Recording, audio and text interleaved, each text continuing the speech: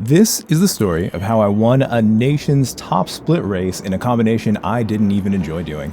If you're unfamiliar with how the splits work, essentially the top split is the 16 fastest drivers who end up signing up for any race at any given time. So this was the highest scoring race in the region for the entire day. In my last race recap, I won and it really made sense to me. I love the track, I love the car, and it was in the rain, which is kind of my specialty. While I do like this track, I really don't like this car, and in fact, I've struggled with it a lot in the past. I don't enjoy driving front-wheel drive cars in general, and this car is really no exception. In the end, it came down to a combination of pace and a really risky strategy, so let's get into it.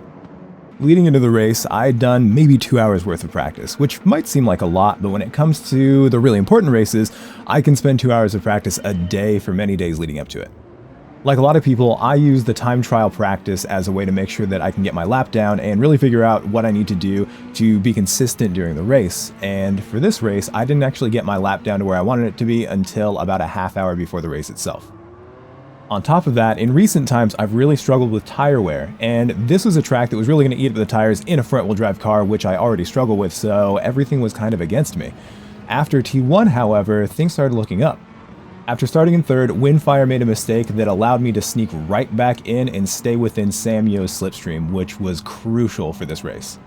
I had just raced with Sam in a lobby previous to this, and I knew he was faster than me, but I also knew, especially given the long straight at Fuji, that if I stayed within the slipstream range, I should be fine and I should be able to stick with him at least for a little while. Despite the fact that Windfire was now only in 4th place, Ciro behind us has been really fast this season, so I knew I was going to have to stay on my toes and do everything I could to stay with Sam. One of the benefits that you have, especially in Gran Turismo, when you can stay out in front, is that you don't have to worry about the dirty air messing with your tires. And so in a Group 4 car, especially a front-wheel drive car, in a track like Fuji, as you can see from this sector right here, anyone behind the leader is going to get some messed up air, and it's going to really destroy the tires. One thing that you have to worry about, however, is going too fast or pushing too much, because if you do too much and if you go at your maximum pace the entire time, it's really easy to destroy your tires prematurely. And if you are patient enough when following, instead of destroying your tires, you could end up using the slipstream to your advantage and actually save your tires a little bit. But that's not really my specialty, so I was just trying to hang on. I also didn't in any way feel safe, despite the fact that Windfire was 2 positions behind. Windfire is not only known for his incredible pace, but his incredible ability to save tires. Everything that I've just mentioned is going to come into play later on in this race. As you can clearly see, Sam was able to break away pretty easily. He was still within slipstream range, but right at the edge of it. He was already 8/10 ahead. I knew that Ciro was only 2/10 behind, but seeing Windfire next to him actually gave me a little bit of comfort. Despite the fact that Windfire was going to definitely be faster and be better on his tires, if they had to battle whatsoever, it was going to slow them down and possibly eat away at Windfire's tires just a little bit. I wouldn't consider myself extremely fast at Fuji, but I do think I know the track well enough that I can stay consistent. This is actually the spot where I got my very first ever top split win in a manufacturer's race. That victory does, however, come with a tiny bit of an asterisk. A few years ago in GT Sport, there were a lot more slots to do, and I believe it was the 4th of 5 slots available that day. The later on in the day you go, the less competitive the lobbies are, so it being the last or the second to last race of the day meant that it really wasn't the most competitive lobby. However, the person in 7th place in this race, Stinky, who was really on form at the time, was in that race, and I had an amazing battle with him for the entirety of the race. And it was an incredible feeling when I finally got my very first win back then. But anyways, I digress. Thinking about that pretty frequently whenever I drive at Fuji kind of gives me an extra little boost of confidence when I drive here. This corner, however, was going to be kind of the test of what the rest of the race is going to be like. I had actually stayed, I believe, within 3 or 4 tenths of Sam until the very last corner on the last lap, and now I was 7 tenths behind him going onto it, so I was kind of afraid that he was going to pull away, but I happened to nail that final corner, and luckily I was able to stay right within his slipstream. At the beginning of this lap, I believe Windfire was only 6 tenths behind me, so I was able to put a little bit more distance on him than Sam was able to put on me, and that gave me an extra boost in confidence on top of the fact that I also got the fastest lap of the race at that point. Despite feeling positive about everything that was happening so far, I also knew that it was only the 3rd lap, and it might seem like it's a really good thing that I'm pulling away from Windfire, or at least I was pulling away from Windfire. However, I did mention earlier that he's incredibly good at tire saving. One really interesting way to save your tires is just overall pace control. By deliberately not going as fast as you can through certain corners, you can save tires so your average speed over the entire race is better than if you push really hard at the beginning and then have worn tires towards the end. That's something that I've struggled to do in the past, and I actually think it's probably something that most people struggle to do. Windfire is kind of superhuman when it comes to that kind of thing. When training at Fuji in the past, I employed the complete opposite concept when it came to trying to figure out what to do with tire wear. Rather than try to figure out how to save tire wear, which I was very bad at, I instead tried to figure out how I could extract the most possible pace out of really bad tires. I'd like to think that that probably has something to do with my ability to drive in the wet and just driving when you don't have a lot of grip in general, but who really knows? It does seem to be my strength, especially over tire saving, but anyways, I don't know if it's necessarily a good thing. I am still working on trying to save my tires better, and I think I've made some headway this year, but it's always a work in progress, along with my pace. Speaking of pace, Mr. Sam is 1.2 tenths ahead leading onto the back straight. Now, we know that the slipstream is at least 1 second, but there's evidence that 1.2 seconds back, you can get a little bit of slipstream. And so it looked like that was happening right here. I was very slowly closing in on him. I don't know if that's because I got a better exit or if the slipstream truly is 1.2 seconds, but whatever it is, I was very happy that I wasn't any further than I was behind him. With all of that said, nothing really changed for a number of laps, so we're going to go ahead and jump ahead. Things stayed pretty much the exact same all the way to lap 8. If you look down to the bottom left of the screen, you can see that I have worn out my tires quite a bit. So as I mentioned earlier, we could kind of predict what was going to happen. Sam was pushing very hard to try to get away, while Windfire wasn't pushing very hard at all to try to maintain his tire wear, and right about now is when things were starting to play out. For what I believe is the very first time since the first or second lap, I was now within a second of Sam, and Windfire was inching closer and closer every single corner. I didn't really have to worry about the dirty air from Sam the entire time, so my pace itself wasn't actually that damaging to the tires, or at least not as much as Sam's pace was. Despite Windfire being in my dirty air through the corners, he's also just very, very good at saving the tires. As I've mentioned a million times before, there are a few different ways that you can do this. The very first is making sure you don't slide whatsoever. Don't even chirp the tires if you can avoid it. 2 is essentially pace control, just not going that fast, and the way that you do that is not using as much steering angle, going a little bit slower around the corners, and just widening out every single corner as much as you possibly can. Making sure you're not over braking, sometimes choosing a higher gear coming out of corners. There are so many things that you can do to save tires, but in general, just being more efficient, which does make you faster, also makes it so you save tires even better. As you can see in this lap, Sam is just about the same distance he was after turn 1, but Windfire is getting closer and closer to me. So I'm really hoping I can get closer to Sam at this point and I can hold off Windfire for maybe at least a couple more laps. I had mentioned at the beginning of the video that it was a really risky strategy that got me the win in this race, so we're going to talk about that right now. With the addition of dynamic weather, there are a few different things that you can expect. 1, there are sometimes what I like to call choreographed races. These are the races where when you start the time trial, when you're just setting your qualifying time, you can tell what's going to happen in the actual race. The last manufacturer's race was a perfect example of that. The race started out super rainy, but by lap 3 or so, the rain was completely gone, and on top of that, it was also dark. Every time you went to do laps, the exact same thing would happen at the exact same time. If you do the time trial and the conditions are different each time, then that means that the weather is actually truly random, which is a lot of fun. However, if you do the time trial and the conditions are exactly the same each time, then you can guess that the race itself is going to be exactly like that. This race really rewarded people who spent a lot of time in time trial. A lot of people, myself included, will just do a couple laps and then reset. In fact, I have a really bad habit of resetting every time I make a mistake, which is just a really terrible habit. That's not something you should do. I'm trying to get past it. But for this race, nothing happened at all until lap 13 or 14, and then you could see that there's going to be a little bit of rain, and that rain was only going to be in one portion of the track. Luckily, one of my former teammates had actually been doing time trial long enough that they saw the rain come in the actual time trial, so they knew that the race would be exactly the same. Another thing I like to do when it comes to researching races, which is a very important thing to do, is watch people who do the slots before you. If you live in the United States, or at least just in this region, you can watch everyone from the other regions do the race before you get to.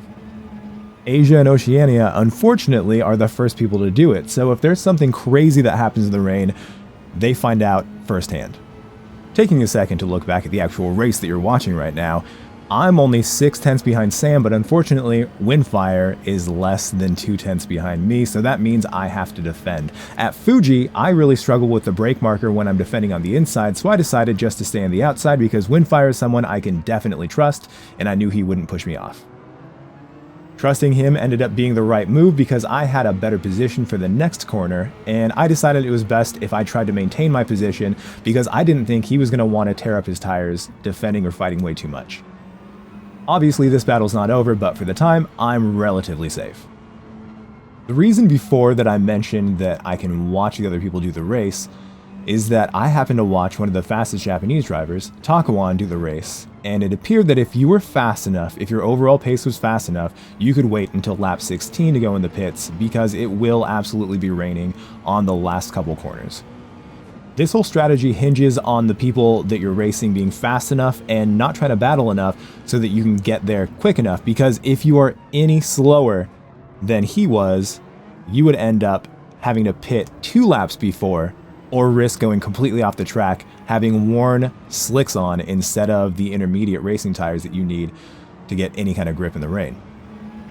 Usually Takawan is much faster than me, but I'm not sure why.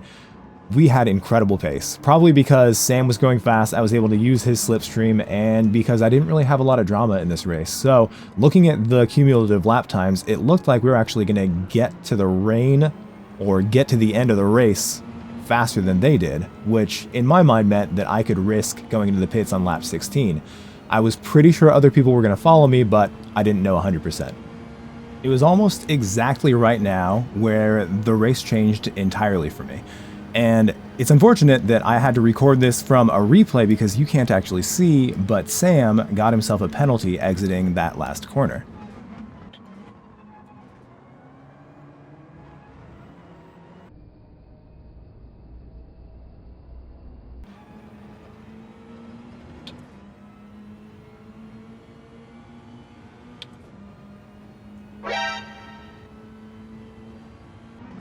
So now everything is working out in my favor, but it's still going to be dangerous with Windfire behind me, and if he doesn't have to serve the penalty at exactly the right place, Windfire and I could both get in front of him, and that would mean that it's just up to me and Windfire, and I no longer have the extra defense of being able to sit in Sam's slipstream. It's really difficult to tell exactly how far I'd have to be for him to slip right between Windfire and I and then re-solidify, but it looked like if I was able to maintain just this position behind him, just this few tenths behind him, it might work out. Unfortunately, I think what happened to him, and what really does happen to a lot of people, is when you get a penalty, it's really difficult to maintain your concentration and maintain your pace. And on top of the fact that his tires were kind of messed up at this point, at least it seemed like they were worse than mine, I was able to stay much closer than I thought I would be. And so that meant he was probably going to get right behind both of us. So yeah, difficult to defend against Windfire in general, but if I don't have the benefit of Sam's slipstream, it's pretty much all over for me. Or at least that's what I thought. As we get closer and closer to the penalty zone, it was becoming really clear that I wasn't going to be able to stay far enough away from Windfire to defend against him going into the first corner. The way Gran Turismo's penalty system works is if you get a half-second penalty, it doesn't just add a half-second to your lap, it makes you stomp on the brakes, or it stomps on the brakes for you at a predetermined position for a half-second. If you happen to get a penalty before the last penalty zone, then it just adds a full second to your lap. So at this point, it is as I feared. Windfire is incredibly close, closer than he had been on any of the straights before, and I no longer had the slipstream to help me out. The only thing that I hoped I could possibly do was stay close enough to Windfire and then potentially get extremely aggressive at the very end, hoping that I can get in front of him at the perfect time to then finish the race in front of him. Jumping forward to lap 15, and I was doing better than I expected. I really didn't think I was going to be able to do anything against Windfire, so part of my mind was just thinking I was going to stick as close to him as I could, not do anything crazy, because Sam is only 1.2 seconds behind, and if I make a mistake trying to overtake him, I could end up finishing in third or worse.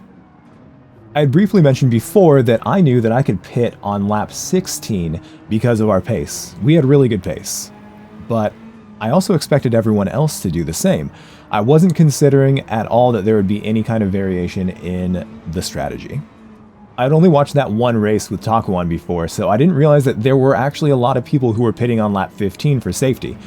I did touch on the fact a little bit that the rain only appears in one sector, but unfortunately that sector is the most complicated, the final sector of Fuji. If you've ever driven Fuji, you're probably very familiar with how crazy the final sector is. As I was following Windfire here, I was just trying to stay within his slipstream, and I didn't realize he was lining up to go into the pits. I thought he was just defending early, trying to make it so I couldn't really stay in the slipstream as well, but I was very surprised to see him go off into the pits right there. So while I do stream these races, when it comes to the competitive races, I actually turn off all of my notifications and I try to completely ignore chat rather than interact like I do with the daily races. When I did look over, it was a hilarious mixture of hope and horror, because a lot of people did not think that anyone could go into the pits on lap 16. They thought I was going to run into the rain before I got to the final sector, and if I did have to do the final sector on extremely worn slicks, I was going to go off. There was no way I could keep up my pace. However, with everyone else on intermediate tires, they weren't going to be nearly as fast as I could be on the slicks, assuming I had dry track. Since you couldn't see it in the replay, here is what my weather radar looked like leading into this lap. As you can see, a lot of rain was about to hit, but we were just barely being sprinkled. In fact, I couldn't even hear it yet. When I'd watched the race last night, with the people going slightly slower than we were, the rain hit about 2 corners before the end. I was prepared for that, but again, our pace was so good this race that I was actually pretty sure we were going to get past it without even having to deal with it even on the final corner. I don't know if I was actually confident or if I was just pretending so well, but I was able to stay completely on my line.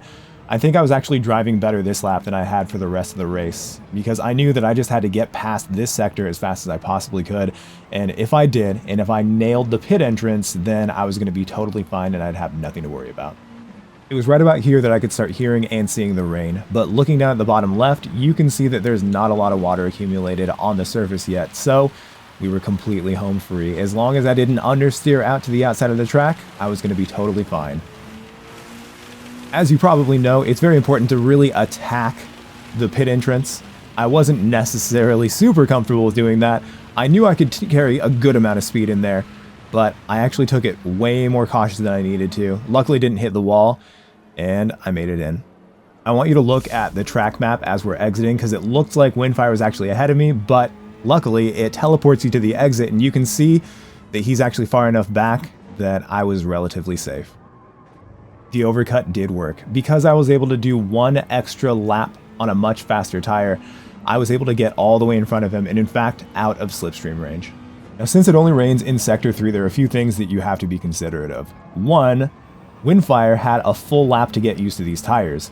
2, I had to get used to these tires, and then I was going to have to get used to these tires in the wet. I have a lot of experience doing both of those things, so I wasn't too worried about the transition from getting onto these tires from the slicks and then getting onto these tires in the wet, but it was definitely something I had in mind.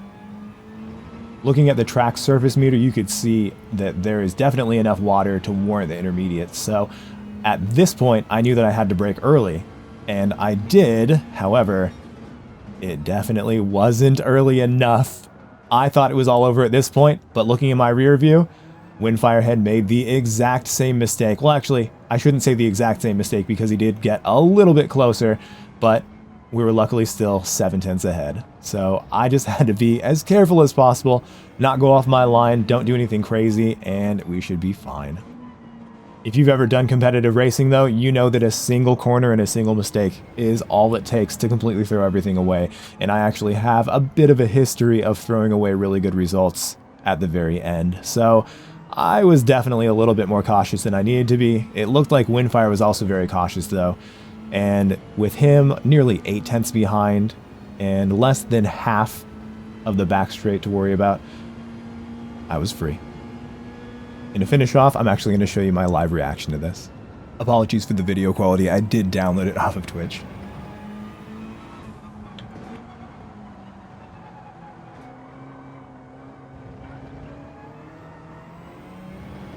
Let's go! Let's go! Oh, oh, Windfire, what a good race, bro. Oh, oh.